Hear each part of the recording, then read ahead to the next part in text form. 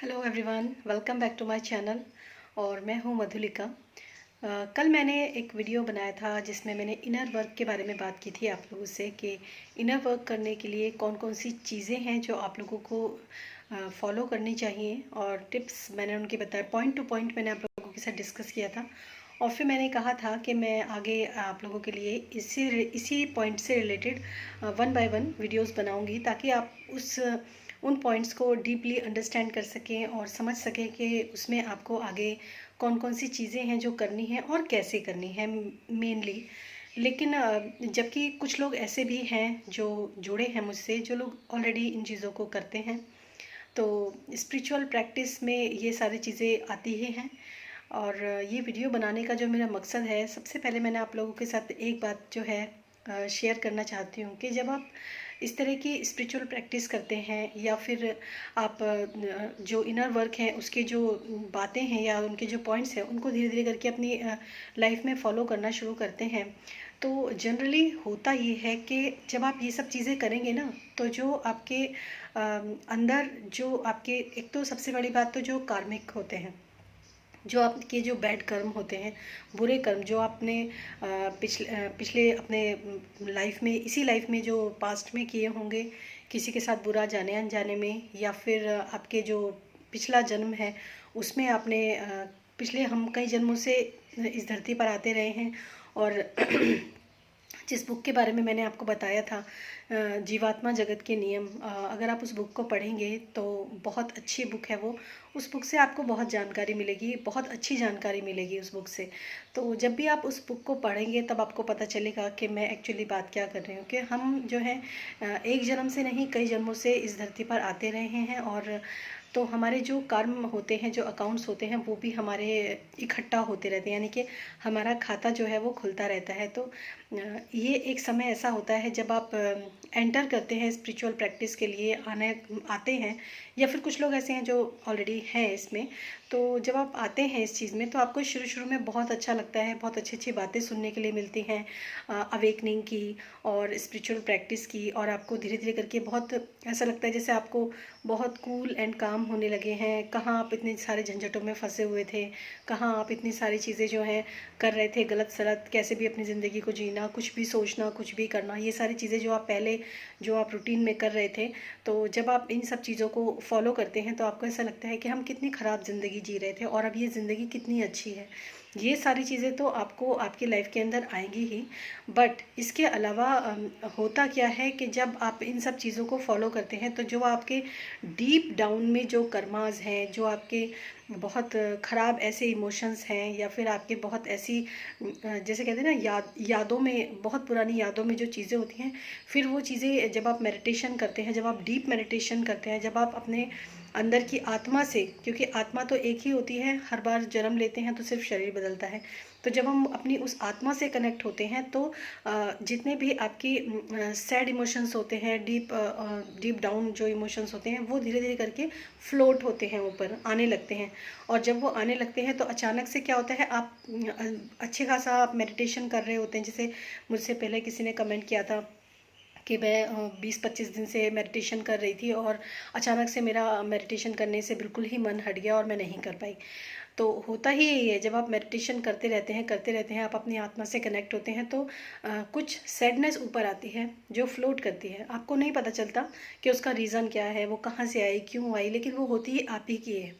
तो वो धीरे धीरे करके जब आपके फ्लोट करती है, ऊपर सतह पर आती है, तो कई बार आप बहुत परेशान हो जाते हैं। कई बार अननेसेसरी आप स्पिरिचुअल पाथ को फॉलो करते हैं, लेकिन आपको अंदर बहुत गुस्सा आता है किसी भी बात को लेकर, आप अचानक से चिड़चिड़े हो जाते हैं। तो ये सारी चीज़ें जो होती हैं, ये आपकी लाइफ के अंदर आने लग जाती हैं। लेकिन इस चीज़ के आने के बाद भी आपको, जैसे आपको बहुत ज़्यादा गुस्सा अचानक से आने लगा, तो आप समझ लीजिए कि आपने पास्ट में कुछ ऐसे एंगर इश्यूज आपकी लाइफ के अंदर रहे हैं, जिसके ऊपर अब आपको काम करना है। तो जो मैंने आगे वीडियोस बनाऊंगी उन वीडियोज़ में भी इन्हीं बातों की जो चर्चाएँ हैं वो मैं आपसे करूँगी कि जब भी आपको किसी भी तरीके से गुस्सा आ रहा है या ऐसी कोई भी चीज़ होती है तो आप थोड़ा सा उस मोमेंट पे आप रुकिए और सोचिए कि मुझे इस वक्त कौन सा डिसीज़न लेना है, चिल्लाना, क्योंकि ज़्यादातर होता यही है जब आप किसी इंसान के ऊपर बहुत ज़्यादा चिल्ला जाते हैं या बहुत ज़्यादा गुस्सा कर जाते हैं किसी के ऊपर भी, तो फिर आपको बाद में ये रियलाइज़ होता है कि मैंने गलती की और मुझे ऐसा नहीं करना चाहिए था। और फिर तो हम कई बार जैसे हम बच्चों को भी डांट देते हैं या किसी बड़े के साथ हम गुस्सा कर जाते हैं, फिर हम कोशिश करते हैं, रास्ता ढूंढते हैं उसको मनाने की। तो ये सारी चीज़ें जो होती हैं ये घटित होती रहती हैं जीवन में। तो जिस मोमेंट पे आप ऐसा कदम उठाने जा रहे हो उसी मोमेंट पे आप सोचिए कि आपको क्या डिसीज़न लेना है, आपको गुस्सा करना है या फिर बाद में आपको रास्ता ढूंढना है उसको मनाने का। तो इस तरीके से जो आपके इश्यूज़ हैं, जो आपके डीप डाउन इश्यूज़ हैं, अगर एंगर की ही मैं अभी स्पेशली बात करूं, तो किस तरीके से आपको उसको हील करना है, कैसे उसके ऊपर काम करना है। क्योंकि जब ये आपकी प्रैक्टिस में आ जाता है कि आपको किस तरीके से अपने गुस्से के साथ डील करना है, गुस्सा क्योंकि एक स्वाभाविक वो है, क्या कहते हैं, प्रक्रिया है एक इंसान की, व्यक्ति की, क्योंकि गुस्सा आना एक ये तो नेचर है, गुस्सा आ ही जाता है। तो लेकिन आपको किस तरीके से इसको हील करना है, सप्रेस नहीं करना है, बस मैं इतना आपको बता दूं। क्योंकि अगर आपको गुस्सा आता है और आपने उस चीज़ को सप्रेस कर लिया, यानी कि जब आप आगे मेडिटेशन करेंगे, क्योंकि जो चीज़ आप दबा देते हैं ना, जब आप अपनी इंटरनल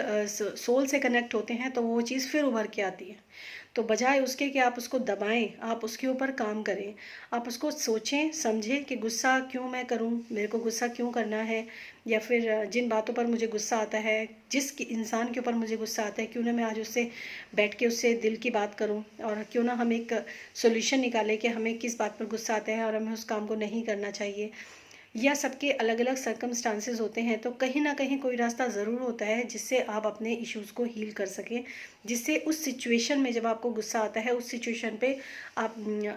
अननेसेसरी, मतलब आपको गुस्सा आ रहा है बहुत तेज, और तो आप उससे पहले ही आप सोचिए कि अगर ऐसा कोई इशू मेरे साथ जो रेगुलर बेसिस पे होता है और रेगुलर बेसिस पे मैं गुस्सा ही करता हूँ या करती हूँ, तो अगर अब की बार वो ऐसा इशू मेरे साथ होगा तो मुझको क्या करना है।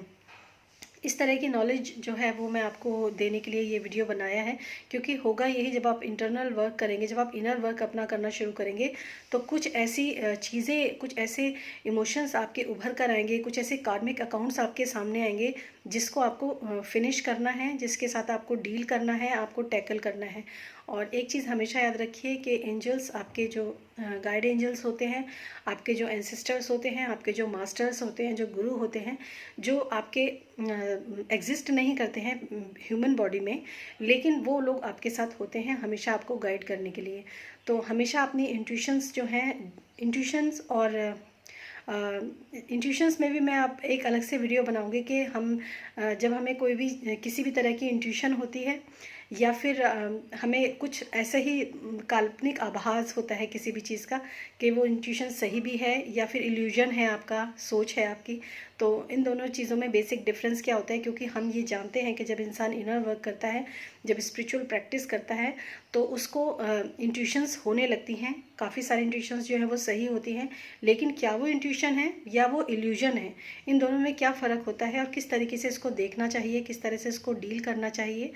और इन सब चीज़ों के ऊपर ही मैं वीडियो बनाऊंगी। तो मैंने ये रैंडमली ये वीडियो बनाया है ताकि मैं आप लोगों को बता सकूं कि जब आप इस तरह की प्रैक्टिस करेंगे, इनर वर्क करेंगे, तो आप रेडी रहें कि आपको पता होना चाहिए कि आगे लाइफ में कुछ भी चीज़ें जो हैं धीरे धीरे करके कोई भी इशू आपके सामने आ सकते हैं, आपके कार्मिक्स जो होते हैं वो भी आपके सामने आ सकते हैं। क्योंकि अब आप इनर वर्क कर रहे हैं, अपनी क्लींजिंग कर रहे हैं। जब आप अपनी क्लींजिंग करेंगे तो क्लींजिंग के तहत आपको आपकी क्लींजिंग में क्या क्या चीज़ें आपके सामने आ सकती हैं। अगर आप एक ऐसे इंसान की तरह बिहेव करेंगे जो कि बहुत समझदार है और सिंसियर है और जिसको मालूम है, एक टीचर और एक गुरु की तरह अगर आप बिहेव करेंगे कि मुझे मालूम है जब मैं इनर वर्क करूँगा या करूँगी तो ऐसी चीज़ें मेरी लाइफ में आनी स्वाभाविक है, क्योंकि इन्हीं के ऊपर तो मुझे काम करना है, इन्हीं को तो मुझे हील करना है, इन्हीं कार्मिक बर्डन्स को तो मुझे रिलीज़ करना है ताकि मैं फ्री हो सकूं, ताकि मैं एक अच्छा जीवन जी सकूं, ताकि मैं एक अच्छा जो है मोक्ष की तरफ बढ़ सकूं। क्योंकि जब तक आपके कार्मिक अकाउंट्स क्लियर नहीं होते तब तक आप कभी भी जैसे कि मैंने उस बुक के बारे में आपको बताया है, अगर किसी के पास वो बुक है तो वो बहुत ही अच्छी बात है। उसका नाम है जीवात्मा जगत के नियम और इंग्लिश में है laws of the spirit world. उसमें बहुत सारी चीज़ें बताई गई हैं। तो जब तक आप उसमें रेलम्स होते हैं एक्चुअली, तो जब तक आप अपने कार्मिक अकाउंट्स को, अपने बर्डन्स को, अपने लेन देन के खाते को जब तक आप क्लियर नहीं करते, तब तक आप हायर रेलम में नहीं जा सकते। और वही हमारी एक आत्मा का उद्देश्य होता है जो हम यहाँ आकर भूल जाते हैं। तो होप ये जो नॉलेज है आपको अच्छी लगी होगी और समझ में आई होगी कि मेरा कहने का मतलब क्या है कि बी रेडी। जब आप अपना इनर वर्क करते हैं, जब आप स्पिरिचुअल प्रैक्टिस करेंगे, तो स्पिरिचुअल प्रैक्टिस का करने का मतलब, जहाँ ये लोग समझते हैं कि अब तो बस जीवन में आनंद ही आनंद है, लेकिन उस आनंद के बीच में जो आपके कर्म के खाते खुलेंगे उनको भी आपको डिसॉल्व करना है, उनको भी हील करना है। खासकर जैसे मैंने लास्ट किया था आपको इनर चाइल्ड हीलिंग के बारे में, उससे जो नेक्स्ट वीडियो मैं बनाऊंगी आपका, उसी के ऊपर बनाऊंगी कि कितना ज़रूरी है इनर चाइल्ड हीलिंग। क्योंकि जब तक आप एक वो होता है ना, आपके अंदर एक छोटा बच्चा होता है, जब तक वो दुखी है, परेशान है, जब तक उसको उसकी आत्मा जो है वो ठीक से नहीं है, अगर उसको अच्छा नहीं लग रहा है, आप बड़े हो गए हैं, फिजिकली आप बड़े हो जाते हैं, लेकिन आत्मा का रूप बड़ा या छोटा नहीं होता, वो वही होता है। तो एक ऐसे लेवल पे जहाँ आपको हमेशा इस चीज़ का हर्ट होता है कि अरे ये क्यों हुआ था मेरे बचपन में, या ऐसी कोई भी चीज़ है क्यों हुई थी। तो जब तक आप उस चीज़ को हील नहीं करेंगे, तब तक आपके ऐसा समझ लीजिए कि आप आगे चलना तो चाहते हैं, लेकिन आपके पैरों में किसी ने जंजीर जो है वो बांध रखी है। तो उस जंजीर को खोलना बहुत ज़रूरी होता है। तो इसीलिए मैं वो वीडियो बनाऊंगी और उस वीडियो को आप देखिए। वो बहुत अच्छा वीडियो बनने वाला है, जो मैं आगे कल या जब भी मेरे को टाइम लगता है मैं अपलोड कर देती हूँ। तो ये वीडियो जो है रैंडम है, और मुझे ऐसा लगा कि लोग ये सोच रहे हैं कि इनर वर्क करना जो है बहुत अच्छा मज़ा आने वाला है। लेकिन